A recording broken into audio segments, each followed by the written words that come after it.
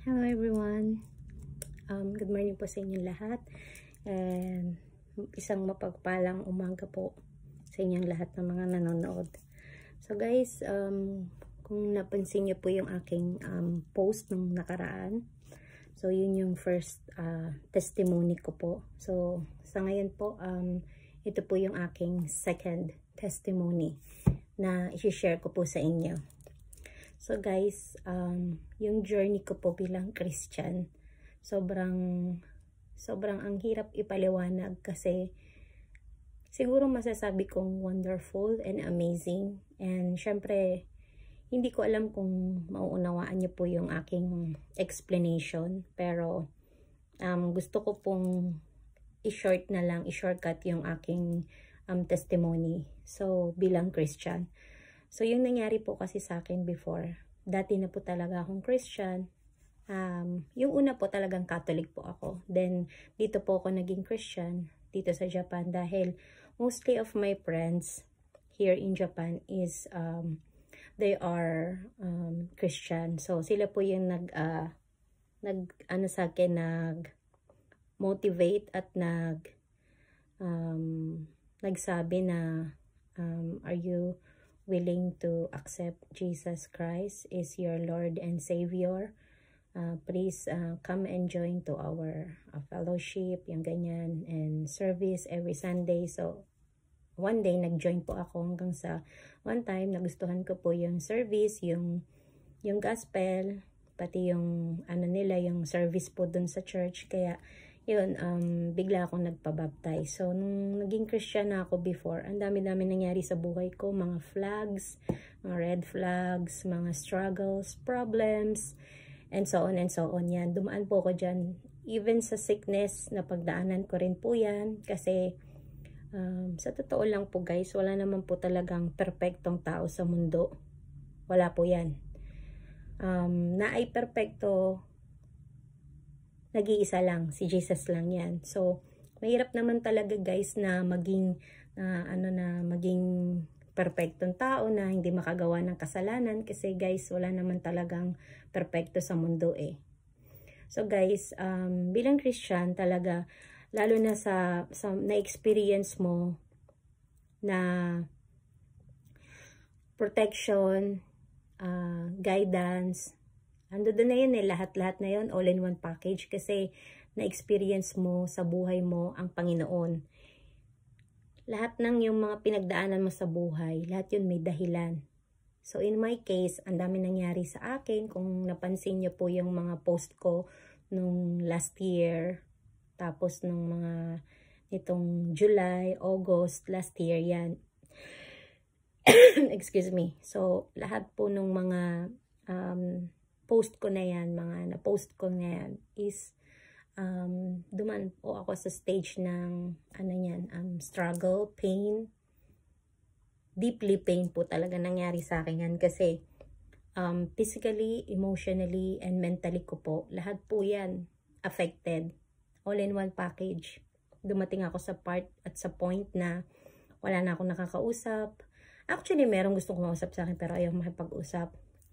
So, para sa akin, self-pity yun eh, na wala na nagmamahal sa akin, walang nakakaunawa, walang nag-a-advise, nagsusupport, lahat yan. So, parang yung lahat tinalikuran ako. So, guys, yung mga times na yun, na sobra akong durog na durog, isa lang kasi ginawa ko nun eh. Yung nasabi ko na yun sa, ko dun sa testimony ko nung ng first video ko. So, uulitin ko po ulit.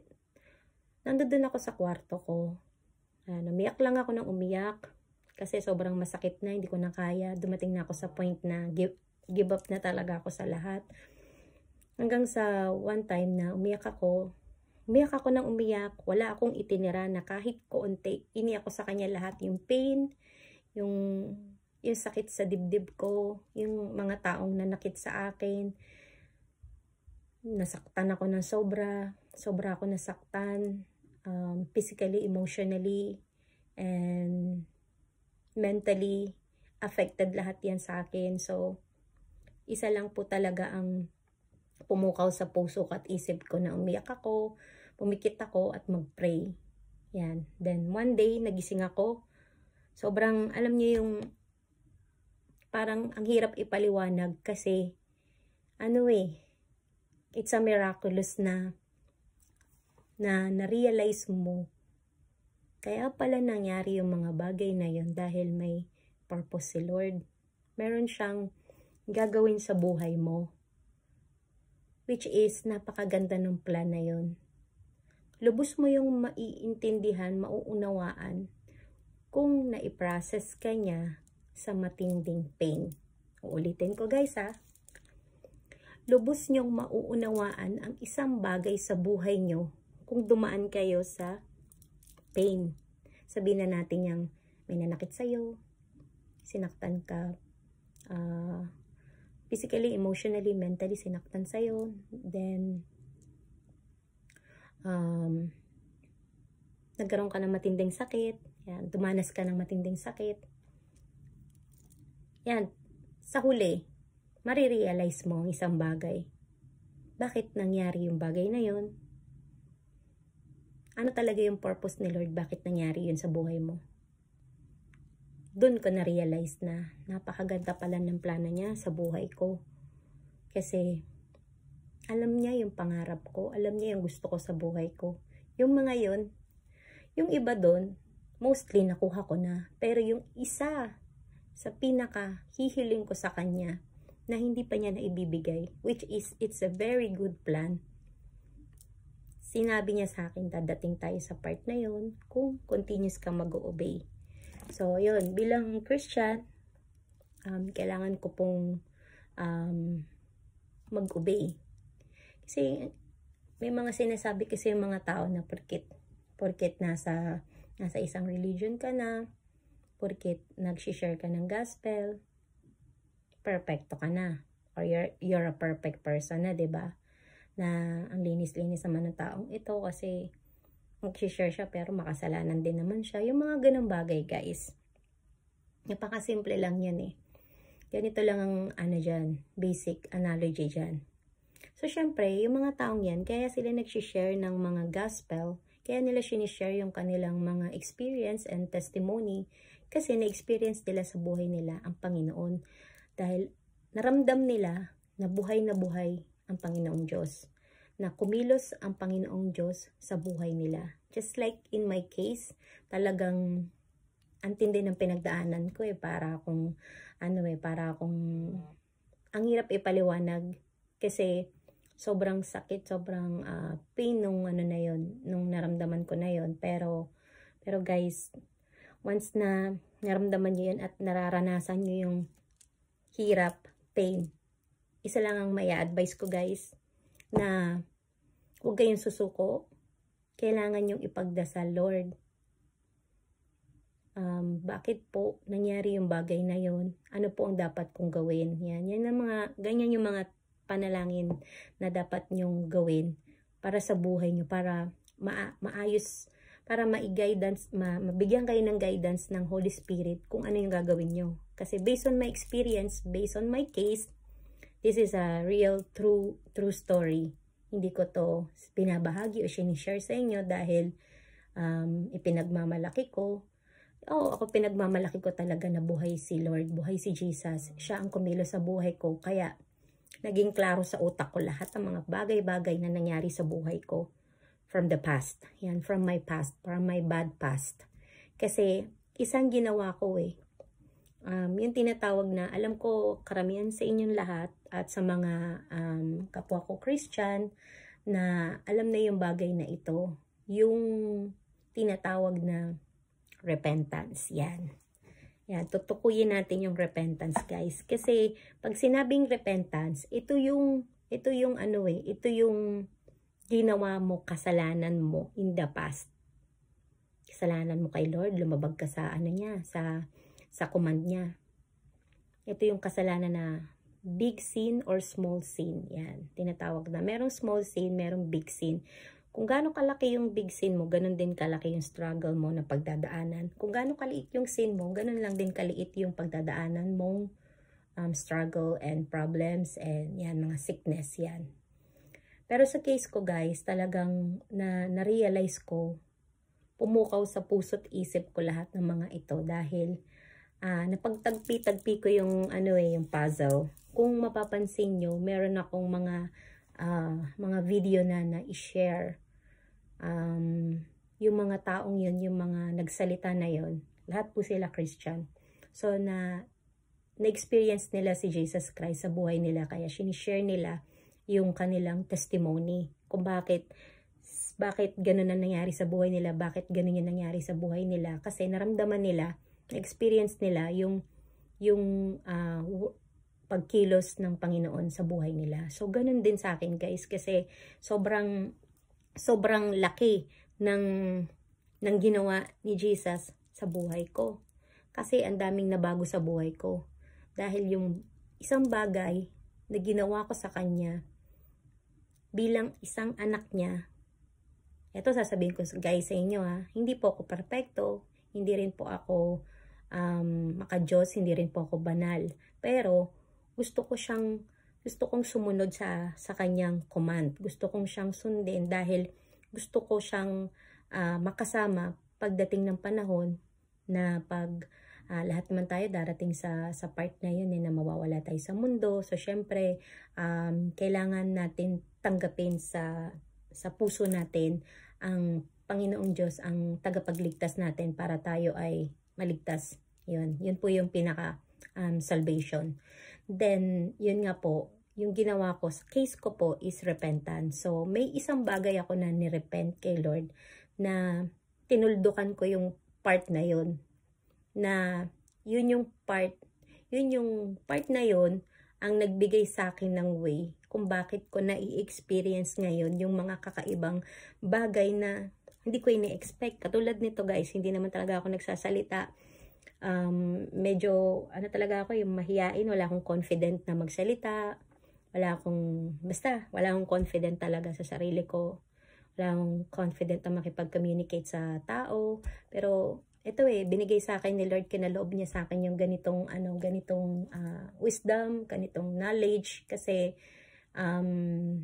actually guys, nung time na lumuhod ako, nung umiiyak ako, hiningi ko to sa kanya, sinabi ko, Lord, nawalan na talaga ako ng pag-asa, sobrang weak ko na nun sobrang weak ko na nun.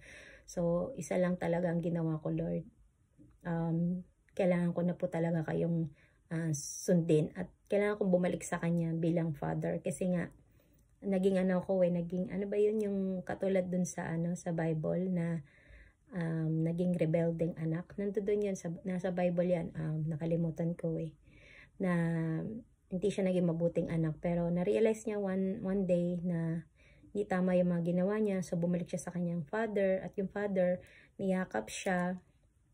Nakalimutan ko yung yung verse na yun, tsaka yung pangalan na yun. Niyakap siya ng kanyang father, tapos yun, pinakain siya, tinanggap siya. Parang ganun yun, yung symbolize na yun. Parang ganun din si Jesus, na pag tinalikuran natin siya, tumapit tayo sa mga kasalanan, sinamba natin yung mga gusto natin, mga kagustuhan, yung mga kasalanan natin na ginagawa everyday, yan, talagang mapapalayo tayo sa ating Ama. Pero kung lahat yun, i-repentance natin, mag-repent tayo, lahat yun mababago. Ang tawag dun, matatransform tayo, kasi aanuhin niya tayo yung babaguhin niya tayo. Yun yung tamang word na yun. Magta-transform tayo bilang kawangis niya, kadugong anak niya. Yan. So, yan guys. Nung nalaman ko yung ganong puzzle sa buhay ko, na kumilos talaga si Jesus sa buhay ko, kasi ang sarap sa pakiramdam, kasi lahat ng yun na ranasan ko at na-experience ko, yung pagmamahal niya sa akin, kasi nandoon yung protection, nandoon yung love, yung guidance, yung ano ba sabihin nito, yung term na gusto kong sabihin, hindi ko masabi guys. Yung nandoon yung yung Holy Spirit. Talagang siya yung mag-guide sa'yo kahit saan ka pumunta. Tapos, yung marirealize mo sa sarili mo, ako ba talaga yun? Kasi Hindi naman ako ganun. Hindi ko nga naisip yung word na yun, pero ba't nasabi ko? Kasi, hindi na kasi ikaw yun eh. That's the Holy Spirit na pumasok sa'yo at siya na yung kumikilos sa buhay mo. Siya yung nagbibigay ng guidance na kung ano yung gagawin mo. Yan. Naranasan ko yan kasi sobrang excuse me. Sobrang masarap sa pakiramdam yung pagyakap sa akin ni Lord, ni Jesus, na kahit pinaramdam niya sa akin, kahit ano man ang mangyari sa atin, sa buhay mo, sa buhay ko, lagi mong tatandaan na andito ko kung ako ang iyong minamahal, sinasamba. Kasi nasa Bible yan, guys. Kung magbabasa tayo ng Bible at isa sa isip natin at isa sa puso natin yung mga sinasabi sa Bible. Kasi yung Bible, guys, ay si Jesus yan. The Holy Bible is Jesus. Yan. Siya kasi yung Alpha and Omega. Siya rin yung beginning and end. Siya yung nag-create ng heaven and earth. So, nasa control niya lahat ang mga mangyayari sa buhay mo, sa buhay ko, sa buhay nating lahat. Kaya, ano man ang mangyari sa buhay natin, guys, kailangan natin itong tanggapin, kailangan natin itong ipagdasal, kailangan nating sumunod sa kanyang mga command. Yung command na yun yung 10 commandments, guys. Kung sinusunod natin yan, guys, talagang gaganda ang buhay natin. Hindi tayo nagre-rebelde, hindi matigas ang ulo natin. Magaganda ang buhay natin. Ako, guys, hindi ako perfectong tao, makasalanan ako. Marami akong nalabag sa 10 utos ng Diyos. Lahat ng yun, guys, kaya nga po bumaba dito si Jesus, namatay siya, pinako siya sa cross, doon siya nabawian ng buhay. Dahil yun, guys, tinubos niya yung mga kasalanan natin, kasalanan ng mga tao na ginawa. So, yun, nasa Bible din yan, guys. So, hindi ko siya 100% memorize yung mga verses, pero nababasa ko kasi yan sa mga Bible, and then na-share ko rin yung mga Bible verse na yan everyday na nakakabasa ako ng mga Bible verse. So, yung mga na-share ko ng mga Bible verse na yan, yung iba dyan is originally gawa ko.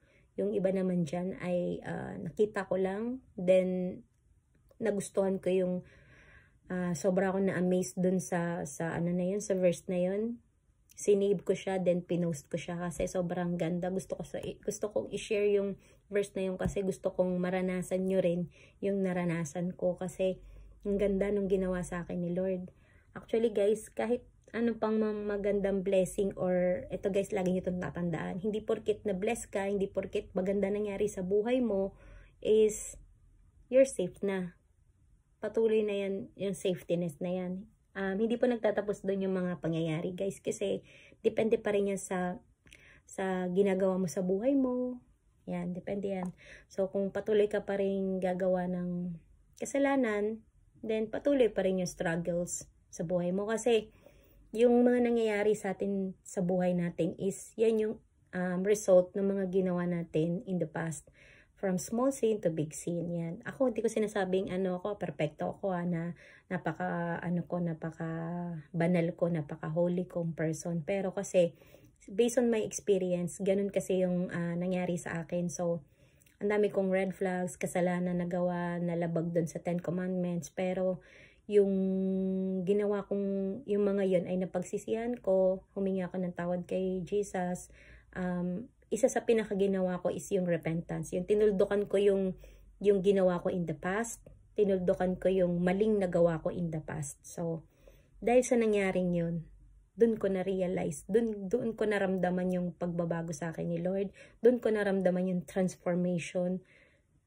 Ang hirap ipaliwanag, pero, ayun, iniisa-isa ko lahat. Kasi dati, nung nagte-testimony pa ako dun sa church namin, ang hirap kasi umiiyak pa ako nun kasi masakit sa akin yung nangyari in the past. So, medyo pa ako nun, sariwa pa yung sugat sa puso ko, kaya naiiyak pa ako pag kinikwento ko yung testimony ko, yung sinishare ko yung testimony ko. Pero right now, I'm sharing my testimony just because I feel yung pagkilos sa akin ng Panginoon. Naramdaman ko yun. Kaya gusto ko siyang i-share sa inyo kasi sobra akong na-amazed. Sobra akong na-amazed sa ginawa sa akin ni Jesus. Napakabuti niya. Napakabuti ni Lord talaga sa buhay ko. Hindi lang sa buhay ko. Nagkilos rin siya sa buhay ng pamilya ko. Ang dami niyang ginawa sa akin na magaganda. Pero, syempre guys, hindi porket magaganda yung ginawa sa akin ni Lord, patuloy yan na magpapatuloy. Depende pa rin yan sa sitwasyon ko. Kung ako ay gagawa ng kasalanan, talagang may pagdadaanan akong struggles. Kaya, ang hirap guys, ang hirap maging perfecto, pero isa lang ang gusto kong gawin. Gusto kong ipagpatuloy yung pagiging mabuti kong anak, bilang anak niya. Yan. Kasi gusto ko someday, na kapag dumating na yung time na yun, gusto ko siya makasama. Alam niyo yung ganda na sinasabi ng ang tawag dito, true happiness. Yung true happiness is yung ano yun, eternity happiness yan na nandoon lang sa taas. Wala yan dito sa lupa. Wala rin yan dun sa pinakababa pa ng lupa. Yan. So guys, kung patuloy nating, syempre bilang Christian guys, kapag Christian ka na kasi, may mga Christian talaga na ganito ha. Hindi naman lahat. Kasi pag Christian ka na, napupuna ako sa mga Christian. Na kapag Christian ka na, may mga kasalanan talaga na mag-uudyok sa'yo na gawin yung bagay na yun. Pero bilang Christian, syempre, maiisip mo na mali yun, di tama yun, ayoko gawin kasi magagalit si Lord. May takot ka eh. May takot ka na pag ginawa mo yung bagay na yun, may ano yun, may result yun. Yan, may kapalit yun. Kaya, mas maganda, mabuting gawin natin, instead na gumawa ka ng hindi maganda, gumawa ka ng kabutihan, para ang sukli nun is kabutihan din. Yun ang maganda sa Christian. Na nare-realize nila na huwag ipagpatuloy yung ganung mali, yung kasalanan. Yan. Pero may mga Christian din kasi guys na puro lang sila salita, hindi naman nila isinasa puso, hindi naman nila ginagawa. Although, actually guys, hindi ako perfecto ha. Ganyan din ako before. Yan ako eh. Aminado ko dyan sa part na yan. Kasi nung baguhan pa ako bilang Christian, yan ako, ganyan ako. Bago pa ako sa Christian, yung minadali ko basahin yung Bible. Nagmamadali ako kasi super na-amaze talaga ako. Inuna ko yun dyan. Then, nag-start ako sa afternoon dyan. Then, yung Genesis up to Revelation. Nagmadali talaga ako kasi kahit anong ginagawa ko sa buhay ko, sa bahay ko, saan ako naroon, nagpapakinig ako ng Bible verse. Kasi may ano kasi yan, may audio kasi yan. So, pwede mong pakinggan yung mga verses. Everyday, talaga, 1 chapter ang ginagawa ko. Yan. Kaya, mabilis ko siya natapos. Then, sa ginawa kong yun, mabilis lang din yung binasa ko. Ibig sabihin, hindi ko siya 100% lubos na naunawaan. Siguro, naunawaan ko siya is 20 to 30% lang. So, kaya ayun, mas maraming struggle sa nangyari sa akin. Tsaka, mas maraming, ang tawag dito, experience na nangyari sa buhay ko na ang hirap ipaliwanag. Pero syempre sa mga taong lubos na nakakaunawa ng mga sinasabi ko, sila yung mga taong na-experience din nila yung pagbabago sa buhay nila. Na-experience din nila yung pagmamahal ni Jesus kasi ramdam nila yung pagmamahal ng Panginoon sa kanila. Kaya kapag nag-worship sila, nagpe-pray sila, talagang nakapikit sila, tas umiiyak sila, tas nakataas yung mga kamay nila, yung dalawang kamay nila, nakadipang ganyan, umiiyak sila. Yan yung mga totoong naka-experience ng pagmamahal at ng pagkilos ng Panginoon sa buhay nila. Yan totoo yan. Talagang guys, legit na legit yan guys, promise. Yung mga taong ganyan, sila yung mga naka-experience ng pagbabago sa buhay nila. Kaya sila ganyan mag-worship. So guys, ang hirap talaga ng buhay ng isang tao kasi hindi madali ang buhay natin kung mabigat ang buhay natin kung patuloy tayong gagawa ng mga kasalanan. Yan. Ako guys, magawa rin ako ng kasalanan. May mga small sin din ako ginagawa. Pero lahat ng yun talagang humiling humingi ng tawad kay Jesus, kasi alam ko alam ko nasaktan ko siya sa part na yon, na masakit yung ginawa ko, hindi maganda yung ginawa ko in the past. Pero lahat yun pinagsisihan ko, humingi ako ng tawad, nagrepentance ako, tinuldukan ko na yung ginawa kong yun in the past, na ayoko nang bumalik dun sa part na yun, kasi pag bumalik ka sa part na yun, mas matindi, mas worst. Kasi after kong mag-testimony before, long time ago yun, na lalong naging worst yung nangyari sa akin. Sobrang worst talaga. Ang hirap na pagdaanan ko yun. Sobrang hirap. Yun lang masasabi ko, masakit. Sobrang hirap. Pero lahat ng yun, after nung pain na yun, may kasunod na sobrang may experience mo, ma-amazed ka sa pagmamahal sa iyo ni Lord, na grabe, matindi siya magmahal. Kung magiging obedient child ka talaga, susunod ka sa Kanya. Kailangan talaga pag magwo-worship ka is true worship. Ibig sabihin ng true worship, yung walang halong biro, yung walang halong yung ayaw kasi ni Lord nung sala sa init, sala ka sa lamig. Mahirap naman kasi yan, lahat naman kasi tayo nakakagawa ng kasalanan, kasi wala naman talagang perfecto dito sa mundo, guys. Ang maganda lang kasi niyan, once na nakagawa tayo ng kasalanan, hingi agad tayo ng tawad kay Lord. Tapos pag humingi tayo ng tawad, huwag na natin ulitin yung nagawa natin in the past. Pilitin nating huwag gawin yung bagay na ulit. Huwag ulitin yung bagay na ginawa natin na hindi yun magugustuhan ni Lord. Hindi siya matutuwa sa gagawin mo na yun. Kaya hanggat maaga pa lang ay huwag mo nang gawin, huwag mo nang ipagpatuloy. Masisira lang ang buhay mo. Yan yung sinasabi ni Tatay Dina, na huwag mo nang ituloy kasi masisira lang ang buhay mo. Kaya kailangan, isa lang talaga ang may advice ko sa atin lahat, sa inyong lahat na nanonood dyan hanggang ngayon, na kung mahal nyo si Jesus, kahit mahirap gawin ng isang bagay, kahit mahirap yung pinapagawa niya, kahit mahirap maging perfecto, kasi wala talagang perfecto kailangan lang natin huwag gawin yung mga kasalanan. Pag ginawa po natin yung mga yan, na susunod tayo sa Kanya, guys, ako na magsasabi sa inyo, walang mangyayari sa inyong masama,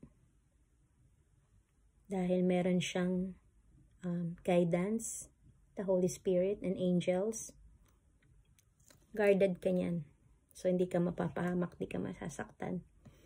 Ito pa ang bonus. Bibigyan ka niya ng isang tawag dito, isang malupit na ito, katalinuhan, knowledge, wisdom and knowledge. Yan ang ibibigay sa iyo ni Lord, na siya yung mag-decide ng mga gagawin mo, kasi hihingiin mo yun sa Kanya. Actually guys, lahat tayo may karapatan, may rights na mag-decision sa buhay natin, pero the Holy Spirit will guide you. Yan, bibigyan ka niya ng guidance kung paano yung gagawin mo sa buhay mo. Yun.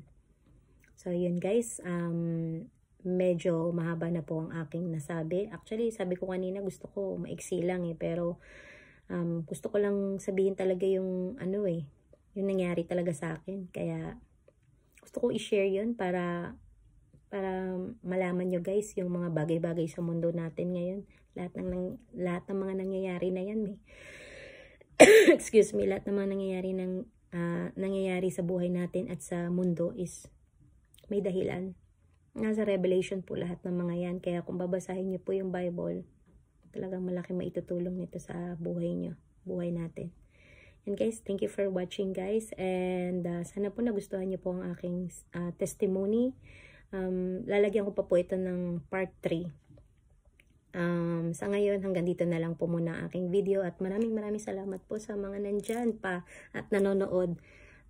God bless everyone and thank you for watching. I love you all.